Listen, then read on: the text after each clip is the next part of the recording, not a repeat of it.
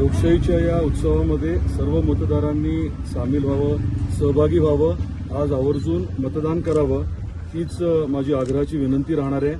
बऱ्याच वर्षानंतर जिल्हा परिषद पंचायत समितीची निवडणूक झाली हे बरोबर आहे आणि त्यामुळे आपल्या हक्काचा कामाचा व्यक्ती आपला प्रतिनिधी म्हणून उमेदवार म्हणून आपल्याला निवडून द्यायचं आहे आणि त्यासाठी सर्वांना पुनश्च माझी विनंती राहील की आपलं इतर काम थोडं बाजूला सारून परमपूज्य डॉक्टर बाबासाहेब आंबेडकरांनी आपल्याला जो अतिशय महत्त्वाचा हा लोकशाहीत अधिकार दिलाय तो आपण बजवावा आणि आपल्या भागामध्ये बदल घडण्याच्या अनुषंगाने खूप ताकदीने काम घडण्याच्या अनुषंगाने आपण सर्वांनी मतदान करावं ही विनंती आहे. नगर परिषदेच्या निवडणुकीमध्ये परफॉर्मन्स खूप चांगला राहिलेला आहे.